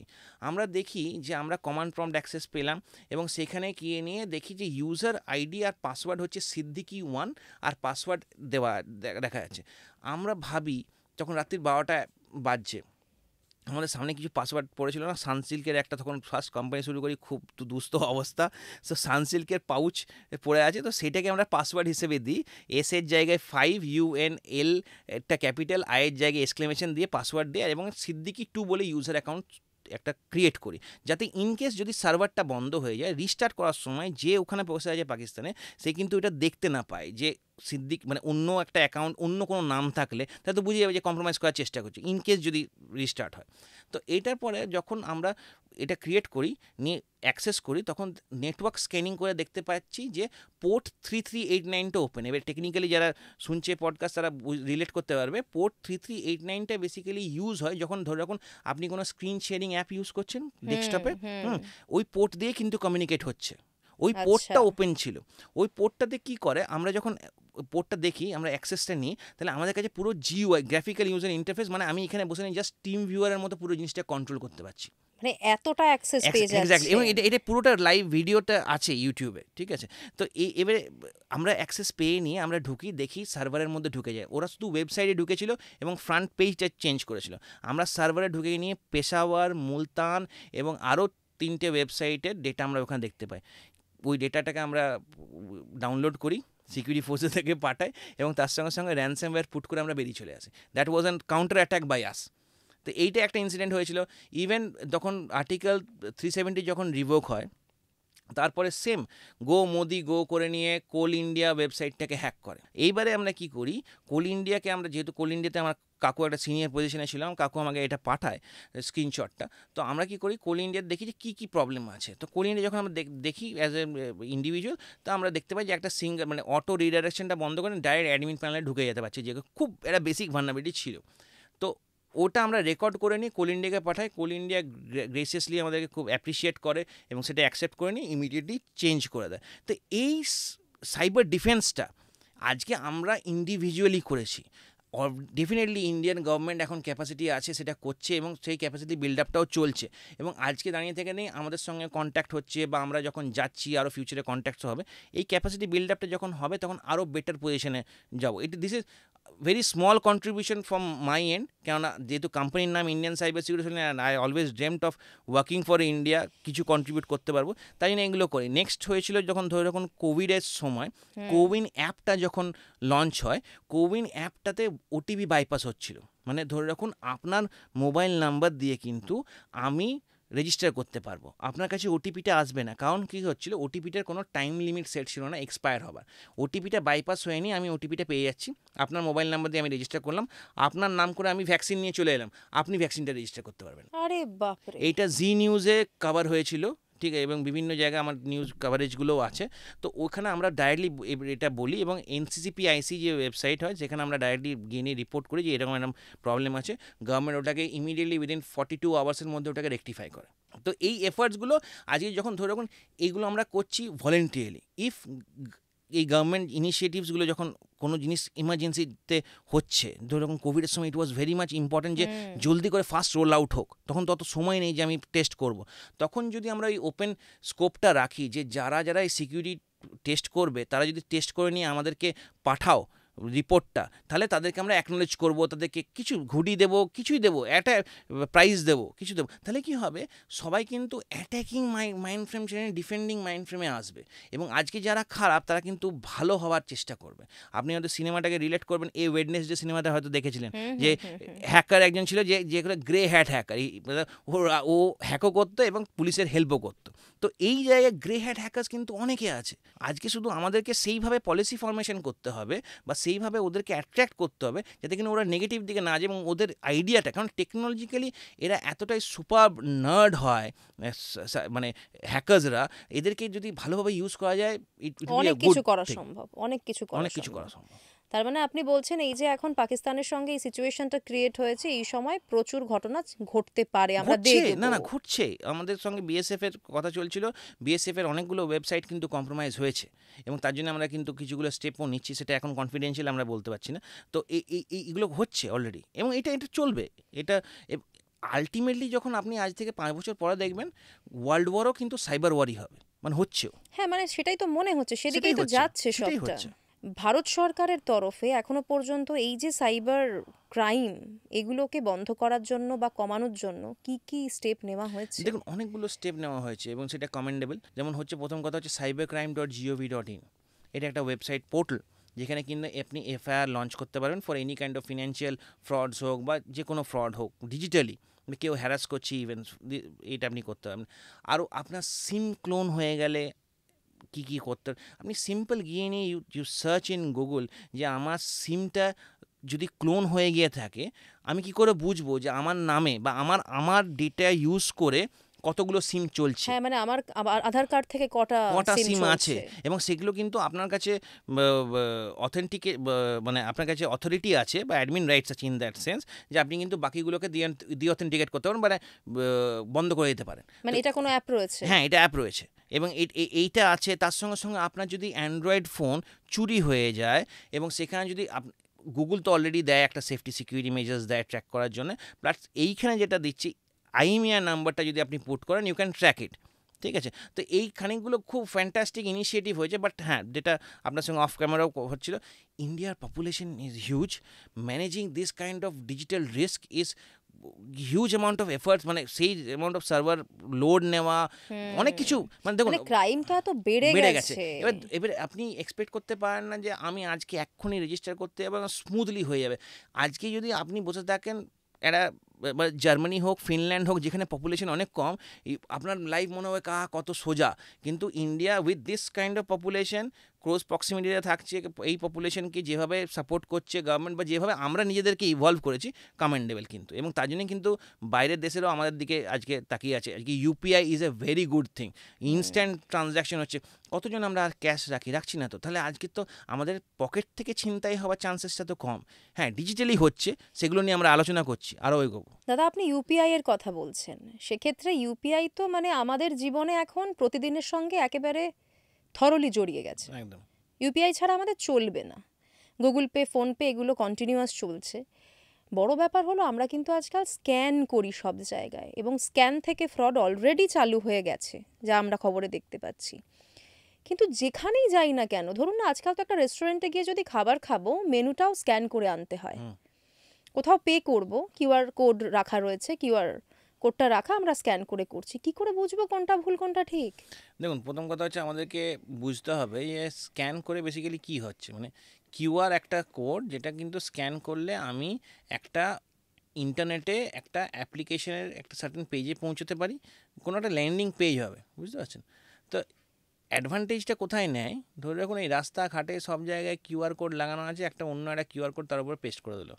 এবার সেই কিউআর কোডটা স্ক্যান করার পরে সেম ওই ওল্ড টেকনিক একটা ফিশিং পেজে ঢুকে গেল, যেটা হয়তো ওই কোম্পানিরই নয়, অন্য কোম্পানির, মানে ওর কোম্পানিরই নকল পেজ বানানো আছে, অন্য ইউআরএল। সেখানে গিয়ে নিয়ে যখন ডেটাটা পড়ছে, গিয়ে নিয়ে তারপর সেখানে ক্রেডেনশিয়াল দিয়ে দিচ্ছে, ও তো ভুয়ো কোম্পানিটা তার পেয়ে গেল, অরিজিনাল কোম্পানির কাছে ডেটাই এলো না, এবং যে দিল সে এবার একটা সাইবার মানে অ্যাটাকের মানে ভিকটিম হতে পারে যে কোনো সময়। মানে এটা কি হতে পারে, ধরুন আমি কোথাও স্ক্যান করে একটা পেমেন্ট করলাম, অনেক সময় অনেকে কিউআর কোড পাঠিয়ে দেন, হোয়াটসঅ্যাপে পাঠালেন যে এটাই পেমেন্ট করে দিন, আমি পে করলে কি আমার পুরো অ্যাকাউন্ট খালি হয়ে যেতে পারে? দেখুন, ডিপেন্ড করছে যে মানে কীভাবে জিনিসটা হচ্ছে, ঠিক আছে। নর্মালি ইউপিআই সিকিউরিটি হচ্ছে যে আপনি যে স্ক্যান করছেন সেখানে পে রিকোয়েস্ট হয়, হ্যাঁ, রিসিভ রিকোয়েস্টও হয়, ঠিক আছে। তার মানে কি, আমি ধরে রাখুন একটা প্রোডাক্ট, ফর এক্সাম্পল যখন আপনি অ্যামাজনে পে অন ডেলিভারি করেন, তখন কিন্তু আপনাকে কি অ্যামাউন্টটা টাইপ করতে হয় না তো, ও তো অলরেডি প্রোডাক্টের অ্যামাউন্টটা দিয়ে নিয়ে আপনাকে স্ক্যানটা দেখায়, আপনি স্ক্যান করলেই অটোমেটিকলি অ্যামাউন্টটা লেখা থাকে, আপনি জাস্ট পাসওয়ার্ডটা দেন আর অথেন্টিকেট করেন। সেটা কিন্তু কোনো বড় সাইটের ক্ষেত্রে, ছোট ছোট জায়গায় কিন্তু অ্যামাউন্ট ওনারা বলেন আমরা নিজেরা নিজেদেরকে পুট করে বসাতে। এবার ওইখানে দেখতে হবে যে কোন অ্যাকাউন্টে পাঠাচ্ছি। ধরে রাখুন, দেখুন এটা তো আপনার রেসপন্সিবিলিটি নয় যে যে নিচ্ছে সেই যে কোনো অ্যাকাউন্টে নিতে পারে। ফর এক্সাম্পল আমি তো বলতে পারি না যে না আমি আপনাকে এই অ্যাকাউন্ট দেবো না ওই অ্যাকাউন্টে দেবো, কোম্পানি আমার নাম নেই কেন। আমার দরকার হচ্ছে আমি আপনার কাছ থেকে প্রোডাক্টটা কিনলাম, আপনাকে আমি টাকা দিয়ে দিলাম, এই দেখুন আপনার স্ক্রিনশট। এবারে প্রবলেমটা কোথায় হয়, প্রবলেমটা হচ্ছে যে যখন অ্যাজ এ বিজনেস পারসন যে টাকাটা নিচ্ছে সে বলে না আমি তো টাকাটা পাইনি, সেই টাকাটা গেল কোথায়। প্রবলেম, আমি যখনই পেমেন্ট করছি অ্যাজ এন বিজনেস পারসন, আমার কিন্তু যখনই পেমেন্ট আমি রিসিভ করব আমার কিন্তু ওখানে স্ক্রিনশট তোলা উচিত। তাই দেখবেন এখন পান দোকান বলুন কি খাবারের দোকান বলুন, যে কোনো জায়গায় কিন্তু স্ক্রিনশটটা তুলে রাখে যে আপনি ট্রানজ্যাকশনটা করেছেন, এই স্ক্রিনশট, ওই যে ট্রানজ্যাকশন আইডি যেটা দিয়ে কিন্তু অথেন্টিকেট করা যাবে যে ব্যাংকের ট্রানজ্যাকশন হয়েছিল কি না, ওইটা খুব ইম্পর্টেন্ট, এবং ওই ছবিটা তুলে রাখাটা খুব ইম্পর্টেন্ট, রাইট। এবং তার সঙ্গে সঙ্গে দাঁড়িয়ে থেকে নিয়ে যখন কেউ, আপনি অ্যাজ এন কাস্টমার, আমি যদি আপনাকে পেমেন্ট করছি, আমাকে কিন্তু জিজ্ঞেস করা হয়েছে আচ্ছা এই নামটা লেখাটা বসছে এইখানে, আপনি টাকাটা চান তো, পরে তো বলবেন না যে আমি এখানে। তো এই দুটো জিনিস, হিউম্যান ইন্টারাকশনটা খুব দরকার। দেখুন আমরা সবসময় ভাবি কি ডিজিটাল হয়ে গেছে বলে সব কিছুই অটোমেটিকলি হয়ে যাবে, আমরা ঘুমোবো, এটা তো হয় না। মানে ঘুমোতে গেলে কিন্তু সত্যিকার সব কিছু খালি হয়ে যাবে। আমি কিন্তু অনেক সময় যেটা করি, ধরুন স্ক্যান করার পর যে নামটা এলো, একটা নাম আসে, এক্স্যাক্টলি, আমি জিজ্ঞেস করি এই নামটা তো, ওনারা বলেন হ্যাঁ, তারপর পেমেন্ট করা। তার মানে এটা আমাদের প্রত্যেকটা পদেই করতে হবে। এক্স্যাক্টলি, এটা না করলে কিন্তু অসুবিধে, মানে আপনি রিসিভিং এন্ডেও পাবেন না, আর যে পাঠাচ্ছে তার সেও বলবে যে আমি তো পেমেন্ট করে দিয়েছি, তাহলে আমাকে তো প্রোডাক্টটা আমি তো লিগালি কিনে নিয়েছি আপনার কাছ থেকে। এখন আরেকটা মজার ব্যাপার হচ্ছে, এটা মানে বছর দুয়েক থেকেই শুরু হয়েছে, লিঙ্ক পাঠানো। হুম আপনাকে আমি দেখাচ্ছিলাম, আমার ফেসবুকে হুম এসেছিল, একজন হুম চেনা পরিচিত মানুষের মোবাইল থেকেই হুম এসেছে, অ্যাকাউন্ট থেকেই এসেছে। বলছে এটাই আপনি না এই হুম ভিডিওটাতে একটা লিঙ্ক দেওয়া। আমি কিন্তু ক্লিক করিনি। আমি বুঝতে পেরেছি যে এই রকম ভিডিও যার অ্যাকাউন্ট থেকে পাঠিয়েছে সে আমাকে ফেসবুকে অন্তত পাঠাবে না, আমাকে একটা তার কাছে ফোন করবে ফোন করবে ডিরেক্ট। বা হোয়াটসঅ্যাপ বা হ্যাঁ, এবং আমি কনফিডেন্ট যে আমার কোনো ভিডিও নিয়ে আমি চিন্তিত হুম নই। হুম হুম কিন্তু যা সিচুয়েশন আসছে, এরকম লিঙ্ক যদি কেউ করে, ধরুন কেউ বলল যে আপনার ওয়াইফের একটা ভিডিও, এটা আপনার ওয়াইফের ভিডিও না হুম বা আপনার মেয়ের ভিডিও না, হুম মানুষ কিন্তু হঠাৎ করে চিন্তায় পড়ে দেখে ফেলবে। হ্যাঁ না ক্লিক তো করবে এবং ক্লিক করলে কি হচ্ছে ক্লিক করলে আদৌ ওটা ভিডিওটা খুলতে গিয়ে রিডাইরেক্ট হবে, ওখানে পজ হয়ে যাবে বা চলবেই না, ও ঘুরে যাচ্ছে মাঝখান থেকে একটা ট্রোজেন আপনার কাছে মোবাইলে ডাউনলোড হয়ে গেল এবং সে চুপচাপ লিসেন করতে থাকবে জিনিসপত্র কী করছেন কোথায় যাচ্ছেন। ধরুন এখন সিম্পল, আমার বেশি কিছু পারমিশন দরকার নেই, আপনার জিপিএস লোকেশনটা তো সবসময় অন থাকে, মানে আপনাকে অন করে রাখতে হবে বাকিগুলোর জন্য। আমি ওই জিপিএস লোকেশনটা ট্র্যাক করতে থাকবো যে আপনি কোথায় কোথায় যাচ্ছেন কী করছেন। আমি আপনার কম্পিটিটরও হতে পারি, আপনার আমি খারাপও চাইতে পারি, এবং সেই লোকেশনটা কারোর সাথে আননোন লোকের সঙ্গে শেয়ার হয়ে যাওয়া এবং আপনাকে পুরোপুরি ট্র্যাক করা কতটা ডেঞ্জারাস হতে পারে সেটা আপনি ভালো করে বুঝতে পারছেন। এই যে ধরুন সোশ্যাল মিডিয়ার যুগে আমরা সমস্ত রকম ছবি কিন্তু আমাদের যে অ্যাকাউন্টগুলো রয়েছে অ্যাকাউন্টগুলোতে আমরা আপলোড করি, ব্যক্তিগত মুহূর্ত থেকে শুরু করে। এবং আমি খুব ওপেনলি বলছি, এরকম অনেক মানুষই আছেন যারা খুবই স্বল্প জামা কাপড়ে হুম ছবি আপলোড করেন। হুম মানে সেগুলো থেকে কি ভয়ঙ্কর বিপদ আসতে পারে? দেখুন সেগুলো থেকে তো অলরেডি বিপদ হচ্ছে, মানে সেই সেই সেই অ্যাকাউন্টগুলো দিয়ে মর্ফ ছবি বানিয়ে নিয়ে ডিপ ফেক ইউজ করে নিয়ে তাদের নিয়ে ইমেজ করে করে পর্ন সাইটে আপলোড হয়ে যাচ্ছে। এবার পর্ন সাইটে যখন আপলোড হয়ে যাচ্ছে মানুষ যখন মানে দেখতে যাচ্ছে, এখন এআইয়ের সময় মানে 60-70% অল দোজ পর্নস আর AI generated in that sense. AI generated ভাবতে পারছেন, এবং সেই এআই জেনারেটেডগুলোতে যখন আপনি ট্র্যাক করতে যাবেন যে ভাই এটা কে, এটা তো এরকম ছিল না। আগেকার দিনে কি মানে আগেকার সময় পর্যন্ত অন্তপক্ষে শুধু মর্ফ করা হতো শুধু ইমেজটা, এবং সেখানে বোঝা যেত যে এইটা মানুষটা নয়। এখন তো পুরোপুরি ডিপ ফেকের জন্য তো পুরোপুরি বোঝাও যাবে না যে এটা আদৌ সেই মানুষটা কি মানে এই ভিডিওতে আছে না নয়, সেটা বোঝাই যাবে না, এতটাই বিবস্ত্র। এবং তার সঙ্গে সঙ্গে দাঁড়িয়ে থেকে কী হয়, যখনই আপনি এই সাইটে ভিজিট হচ্ছে না, তখনই ওখানে কিন্তু ম্যাক্সিমাম জায়গায় কিন্তু পপ আপ আসবে, ক্লিক হবে। এবার স্টেপটা কী থাকে, পপ আপ এলো যে ই কমার্সের এরকম ফ্লিপকার্টে এরকম অফার আছে, আপনার কাছে নোটিফিকেশানটা আপনি অ্যালাউ করে দিন। আপনি নোটিফিকেশান অ্যালাউ করলেন বা ফাস্ট ফরওয়ার্ড করতে গিয়ে কোনো রকম অ্যালাউ হয়ে গেল, ঠিক আছে। এই অ্যালাউ হয়ে যাওয়ার পর আপনাকে তখন কিচ্ছু করছে না, পরবর্তীকালে হঠাৎ করে 2-3 দিন পর একটা নোটিফিকেশান ফ্লিপকার্টে এত টাকার ডিসকাউন্ট। এটা কিন্তু ব্রাউজারে পুশ নোটিফিকেশানটা অ্যালাউ হয়েছে, অ্যাপ পাঠায়নি, এই এবার আপনি ভাবলেন ঠিক ফ্লিপকার্টে তো আমি আগেও নোটিফিকেশান এরকম পেয়েছি, আমি গিয়ে নিয়ে ওটা ক্লিক করবো, ক্লিক করে নিয়ে একটা ফেক ফ্লিপকার্টের ওয়েবসাইটে ঢুকিয়ে দিল। ওখান থেকে আপনি কিছু কিনলেন, দেখতে পেলেন আইফোন পাওয়া যাচ্ছে 15,000 টাকায়, লেটেস্ট আইফোন। হ্যাঁ, বলে দিচ্ছে রিফারবিশড, হয়তো সিঙ্গেল হ্যান্ড ইউজ হয়েছে, এতদিন ইউজ হয়েছে, হ্যাঁ ঠিক আছে আমি কিনছি, 15,000 টাকা গেল। এবং এরকমভাবে কিন্তু এই ফ্রি ওয়াইফাইয়ের চক্করেও মানুষ ফাঁসে অনেক হ্যাঁ জায়গাতে, হুম ফ্রি ওয়াইফাই চক্কর তো প্রচুর জায়গায় স্ক্যান করতে গিয়ে। হ্যাঁ মানে ফ্রি ওয়াইফাই কী হচ্ছে, প্রবলেমটা হচ্ছে ফ্রি ওয়াইফাইটাতে অথেন্টিকেশন যখন যেখানে থাকে না সেখানে প্রবলেম। এখন কী হচ্ছে, ফ্রি ওয়াইফাই যখন যে জোনে দিচ্ছে সেখানে কিন্তু আপনাকে বলে দেয় যে আপনার যেমন স্টেশনে আপনি ইউজ করছেন, আপনি সার্টেন টাইম পিরিয়ডের জন্য আপনার এই মোবাইল থেকে আপনি ইউজ করতে পারবেন ফ্রিটা, ঠিক আছে। তাহলে কী হচ্ছে, ওই অথেন্টিকেশন এবং আপনার আইডি একটা রেজিস্টার্ড হচ্ছে, এই নাম্বার এই পাসওয়ার্ড দেওয়া হয়েছে, এইটা দিয়ে অথেন্টিকেট করা হয়েছে, তার মানে এই লোকটা যা যা অ্যাক্টিভিটি করছে এই লোকটা করছে, তাহলে আপনার একটা ট্র্যাক হয়ে যাচ্ছে। যখন পুরোপুরি আগেকার সময় ছিল কিছুদিন আগে পর্যন্ত পুরো ওপেন ফ্রি ওয়াইফাই ছিল, যে কেউ কানেক্ট করলো উইদাউট এনি পাসওয়ার্ড ঢুকে গেল। এবার কী হচ্ছে, ওই সেম নেটওয়ার্কে যখন কেউ থাকছে, আপনি যাই কথা বলছেন, যেখানেই যাচ্ছেন, যাই করছেন অনলাইনে, সেই জায়গাগুলো ট্র্যাক করতে পারছে, দেখতে পাচ্ছে। ওই জন্যই বলা হয় যখন আপনি ফ্রি ওয়াইফাইতে কানেক্ট হয়, never open your any kind of social media accounts or do not do any kind of transaction using free wifi. আপনি ব্রাউজ করছেন, তাও ব্রাউজ করবেন ইনকগনিটো মোডে গিয়ে নিয়ে, যাতে কিনা আপনার ব্রাউজার হিস্ট্রিও আপনার ব্রাউজার ইয়ে হচ্ছে ইনক্রিপ্টেড থাকছে, আর আপনি যখন ফ্রি ওয়াইফাইতে ইউজও করছেন, chances are that you cannot be tracked till that extent, এবং আপনার একটা সোশ্যাল প্রোফাইলিং না ক্রিয়েট হয়ে যাচ্ছে। অনেক কিছু মাথায় রেখে চলতে হবে এখন, যা দেখুন, বোঝা যাচ্ছে। অবজেক্টিভটা তো আমাদের ভয় পাওয়া নয়, অবজেক্টিভটা হচ্ছে আমরা কিভাবে এটা এমব্রেস করব এবং এগোবো। কারণ দেখুন, চ্যালেঞ্জেস তো লাইফে সবসময় সব জায়গায় আমরা ফেস করে এসেছি এবং আমরা বড় হয়েছি, সব মানে হিউম্যানিটি এইভাবেই এগিয়ে যাবে। সত্যিই তাই। কিন্তু আমাদেরকে বুঝতে হবে যে কী কী জিনিস আমাদের আমাদের জন্য সিম্পল ফিলোসফি যদি থাকে, আমরা আগের থেকে ধরে নেবো যে আমরা সবাই হ্যাকড, আমাদের সব কিছুই কিন্তু পাবলিকে অ্যাভেলেবল। তাহলেই কিন্তু আমরা চিন্তা করবো। এই যেমন আপনার সঙ্গে অফ ক্যামেরার সঙ্গে কথা হচ্ছিল, ইউপিআইতে সব টাকাগুলো একটাই ব্যাঙ্ক অ্যাকাউন্ট রেখেছে, সেখানে ইউপিআই আছে, সেখানে ইউপিআই না থাকলেও কেউ রেজিস্টার করে নিলে সব টাকা কেন রাখবো? আপনার কাছে কি অপশন নেই? শেয়ার মার্কেটে ইনভেস্ট করেছেন, মিউচুয়াল ফান্ডে ইনভেস্ট করেছেন, ফিক্সড ডিপোজিটে ইনভেস্ট করেছেন, 4-5টা অ্যাকাউন্ট আছে, একটা অ্যাকাউন্টে আরটিজিএসটা আপনি অ্যালাউ করবেন না, যাতে অ্যাকাউন্ট অ্যাড করবে যখন তখন ওটিপি আসে যাতে আপনার কাছে। আপনি যখন ইউপিআই রেখেছেন, সেই ইউপিআই অ্যাকাউন্টেতে লিমিটেড অ্যামাউন্টের টাকা রাখবেন। প্রত্যেক মাসে আপনার খরচা কত হয়? 50,000 টাকা হয়। আপনি ওয়ালেটে 50,000 টাকা রাখুন না, আপনি কেন 5 লাখ টাকা রেখে দেবেন? প্রবলেম এটাই হচ্ছে। এই পডকাস্টের থ্রু দিয়ে যদি আমরা রিচ আউট করতে পারি to small towns and cities and villages, যারা টেকনোলজিটাকে এমব্রেস করছে কিন্তু তারা জানে না সিকিউরিটিটা কীভাবে রাখবো। কেননা ম্যাক্সিমাম ধরে রাখতে পারি যে মেট্রো সিটিজের people do understand and know, even senior citizens are accustom to this. But point হয়ে যায় যখন স্মল টাউন বা ভিলেজেসের জায়গায় একটু প্রবলেম হয়ে যাচ্ছে, যখন তারা এই সবাই রিল বানাচ্ছে, সবাই রিলের জন্য সবাই অর্ধনগ্ন হয়ে যাচ্ছে, কিন্তু আলটিমেটলি গিয়ে নিয়ে সেটা কত টাকা আসছে তার কাছে এবং সে কী সেলিব্রিটি হচ্ছে এবং তার সঙ্গে কী কী রিস্কে যাচ্ছে, সেটা কিন্তু ইম্পর্ট্যান্ট। সেই রিস্ক ইভ্যালুয়েশনটা করা, হ্যাঁ, অ্যাপাটাইটটা, আমার রিস্ক অ্যাপাটাইটটা কতটা, আমি কতটা রিস্ক নেব, কেন নেব, কিসের জন্য নেব, সেটা কিন্তু বোঝা খুব ইম্পর্ট্যান্ট। আপনার কথা থেকেই আমার একটা জিনিস, যেহেতু সোশ্যাল মিডিয়ার কথা বললেন, ফেসবুকে, ইনস্টাগ্রামে এখন বিভিন্ন জায়গায় আমি দেখি আপনার কিছু মুভির অ্যাপ সাজেশন আসে, যেগুলো মোটামুটি রিল ফরম্যাটে মুভিগুলো দেখানো হয়।